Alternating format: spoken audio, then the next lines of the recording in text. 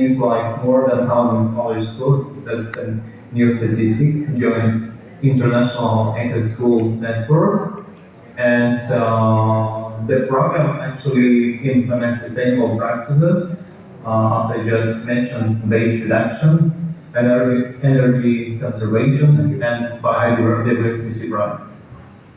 Another issue, this is the air pollutions. Poland is not good like inside of the whole European Union, because we get some city with very not good conditions of the earth. But as I just mentioned, I'm coming from Gdańsk. Gdańsk get the best air because probably the weather is windy. We don't have any mountains, so it's quite good. But at the same time, I'm hosting right now the visiting professor from Uzbekistan, and he is just asking me yesterday in the morning, Edward, why I cannot see any smell of the coal. And I just explained because we have the law. The law is actually works two ways. One is just we get some special subsidies for the exchange of the heating system at the home. And another is also we punish for people who is not changing the heating system to the, the healthy one. So also we have the drones checking the what is the heating system at the home, and if you are not if you're using the coal or using other not healthy heating system, you will be punished. What else? Maybe as I just mentioned about the European Union, so awareness is probably the highest rating is in Scandinavian countries. How is connected? They get some like really classes and education system that is close to the nature. We get many classes on the nature. So we still not like I don't know like Finland or Denmark. Going back to the example of the bike, we are not using the bikes during the winter. Winter is just I don't know probably if we get hundred of percentage of people who is using probably the number is just going down to 30 percentage if you compare to the summer, spring, and autumn. But if you go to Finland, Sweden, you can easily see that kids using the bikes is like minus 70 using the bikes all the day. So this is so-called outdoor education. It means schools in Scandinavian countries emphasize outdoor learning, connecting students focused with the nature from an early age. So it probably works because at the same time you get very healthy nation according to the statistics, and it's really works. At the same time, so it's like I don't know. There is probably another issue with the electric cars. So we get probably like in the politics, we get haters and the people who likes to have electric cars. And based on the success story from the Norway, the plan like in 2030 do not sell any fueled cars at the moment. So in Poland is probably I would say kind of dream because we still have a lot of fuel cars. It's only small percentage, but at the same time, here is kind of no any awareness. So it means like many people say that fuel car is much better than the electric ones. What else? Another issue that we have at the schools, kind of lectures connected with the water. At the university also we on the walls of the schools, on the walls of the university, we trying to mount some the system of filling the water. It means we telling the students that the quality of the water is much better in fights than in the battles, and this is true.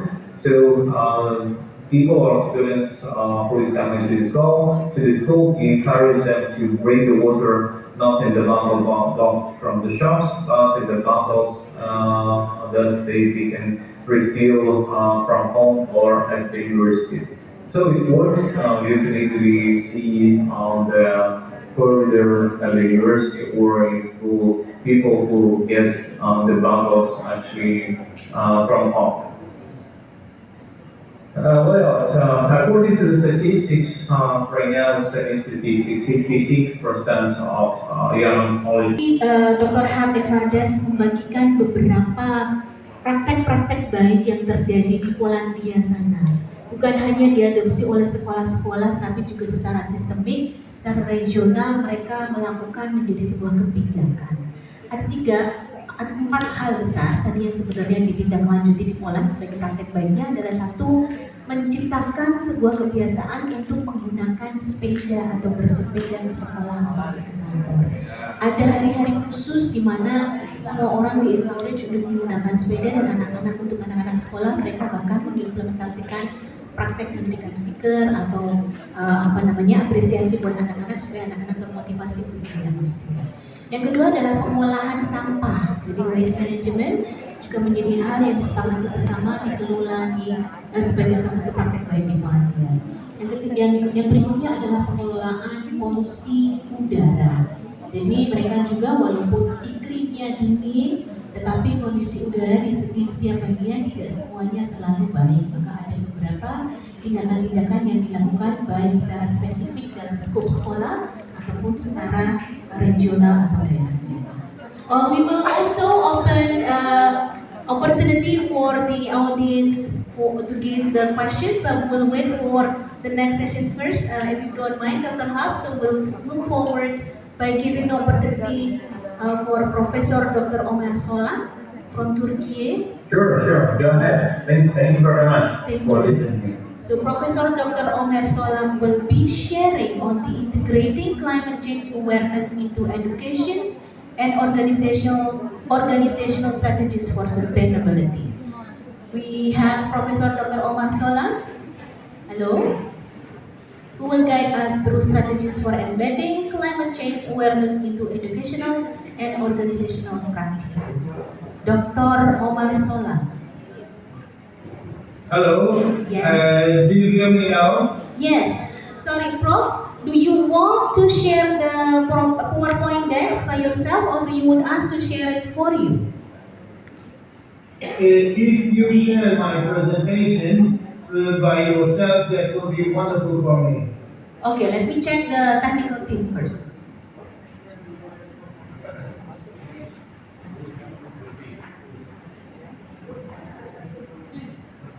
Prof, sorry, our technical staff is still having the prayer. So do you mind to share it from your side for us? Let me try it, okay? Okay, it's okay. We will be waiting.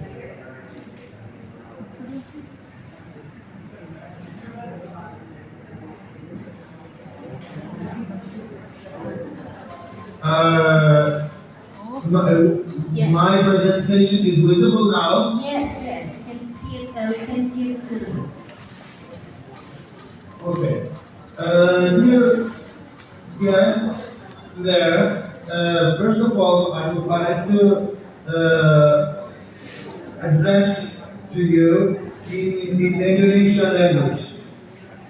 Selamat pagi semuanya.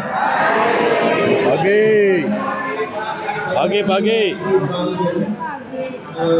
Setahun yang lalu saya bekerja di UPI.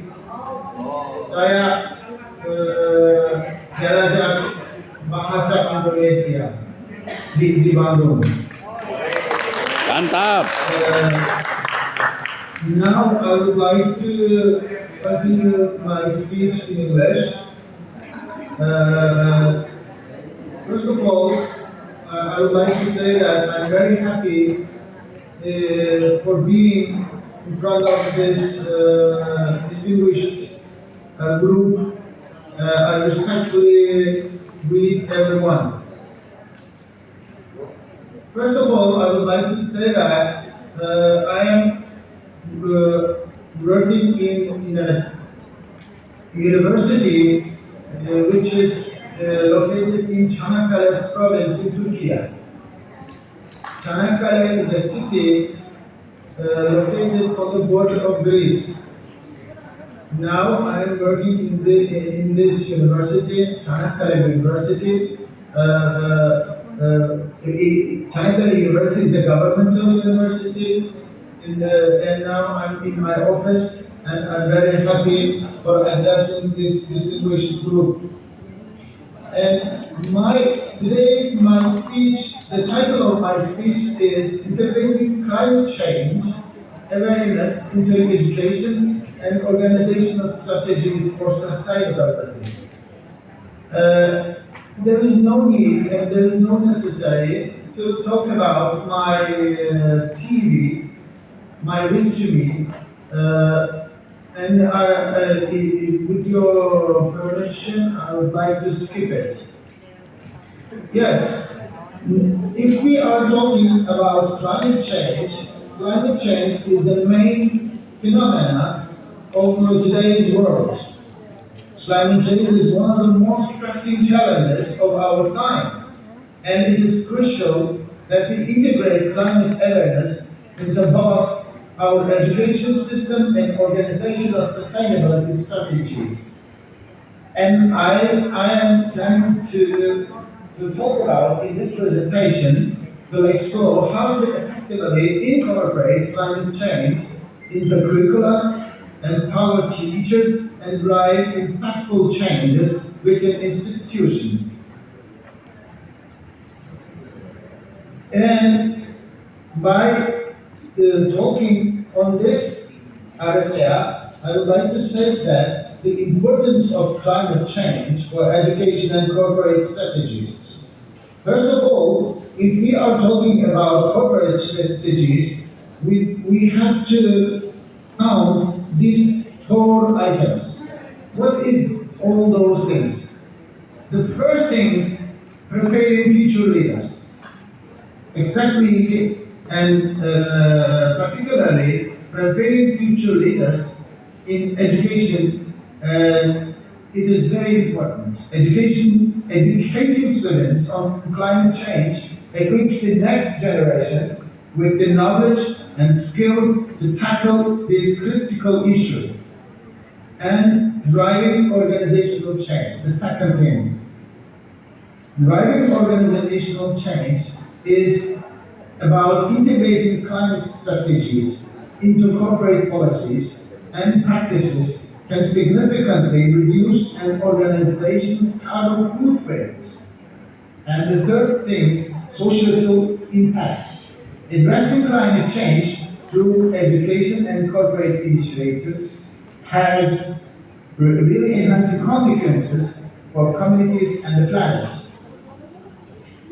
Incorporating climate change in the curriculum. What is incorporating climate change in the curriculum? First of all, interdisciplinary approach is very important. Interdisciplinarity is enhancing phenomena in the studies, in the social studies, not only social studies in the world, but also all the studies area, interdisciplinarity, multidisciplinarity, transdisciplinarity, and cross-disciplinarity is getting important day by day. So integrate climate change topics across different subjects from science and geography and economics and policy. So the second thing is project-based learning. Encourage students to tackle real-world climate changes through collaborative projects and research. And the third, extracurricular activities. If we are talking about extracurricular activities, we have to say this. Organize climate-focused clubs, workshops, and guest speakers, even to further engage students. These things are very important. And now we have to talk about challenges and opportunities in teaching climate change. how we should teach climate change and how we should talk about climate change when we are teaching to the students in every level, in primary school, in secondary school, even in universities, in undergraduate and postgraduate teaching.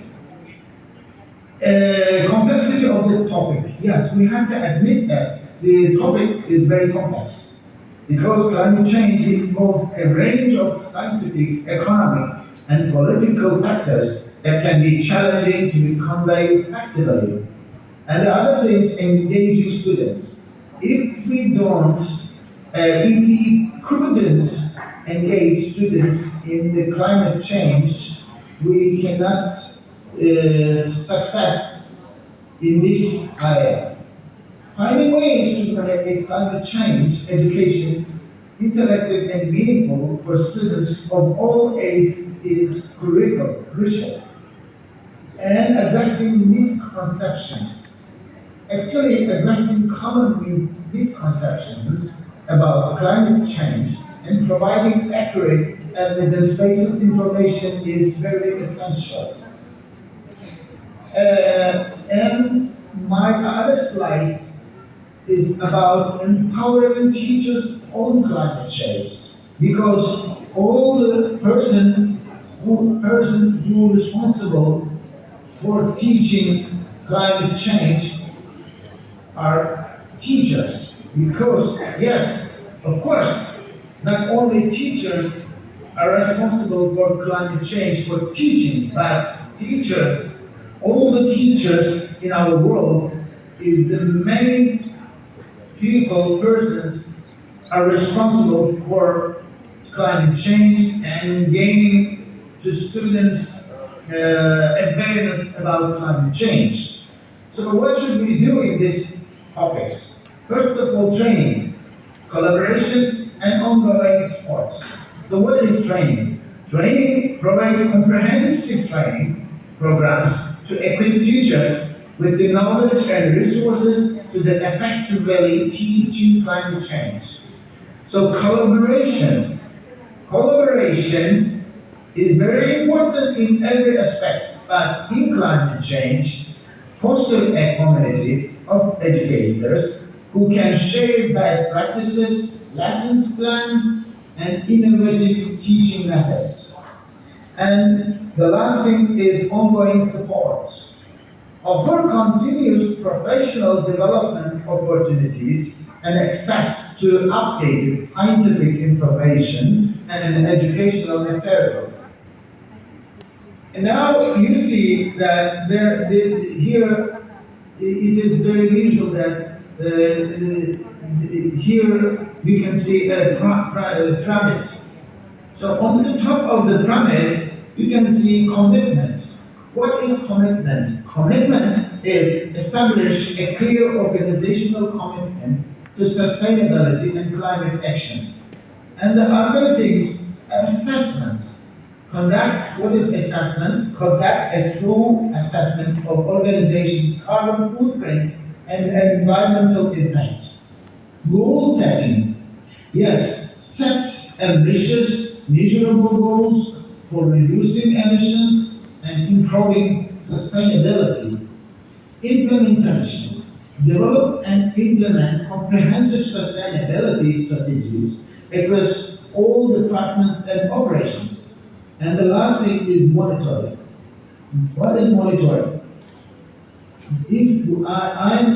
I would like to say that monitoring is continuously monitor progress, evaluate the effectiveness of initiatives, and make these things very important. So, reducing of organizations of carbon footprint. Carbon footprint is, if we are talking about climate change, is very important issue, and it is consisting of three different elements. What is that? Energy efficiency, renewable energy, and waste management. Energy efficiency means implement energy-efficient technologies, optimize building systems, and promote sustainable practices among employees. Renewable energy. It means invest in on-site renewable energy generation or purchase renewable energy credits to offset emissions. And waste management. Develop comprehensive waste reduction, recycling, and composting program to minimize all those things. And promoting of use renewable energy. First of all, if we are talking about promoting the use of renewable energy, we have to count these elements. First of all, assess and plan, invest and monitor. Assess, evaluate the organization's energy consumption and identify opportunities for renewable energy integration. And plan. Plans, develop a strategic plan to gradually increase the organization's reliance on renewable energy sources. Invest. Yes, invest means allocate resources to install on-site renewable energy systems or purchase renewable energy credits. And monitoring. Continuously track the organization's renewable energy usage and all the technologies as needed. And today, engaging employees in climate change, we see this landmark. What is this? Employee engagement. 75% employee engagement, it has been seen on my slide. It means aim to have at least 75% of employees actively engaged in climate-related initiatives. And emission reduction. Set a goal to reduce the organization's carbon emissions by at least 50% within next decade. And 100%. It means, yes, we have right 100% of engaging this aims. As a conclusion and recommendation, I would like to say these things. First of all, we need to approach holistically. Why holistic approach is very important? Because integrated climate change education across all levels of the curriculum and within all departments of the organization. And the other things that we have to talk about is continuous improvement. Because regularly reviewing and update strategies, goals, and initiatives to ensure ongoing progress and the other things. And collaboration and advocacy. Foster partnership with other institutions and advocate for broader policy change to address climate change. Thank you for your attention. Thank you very much for all. Thank you. Thank you. Thank you, Professor Sora. It's a very clear and insightful sharing from you. Now we will be inviting the third speakers for these plenary sessions, Dr. Ojewumi Adereni Kehinda from Nigeria, from Obafemi Awolowo University, Nigeria. Do we have Dr. Ojewumi Adereni Kehinda?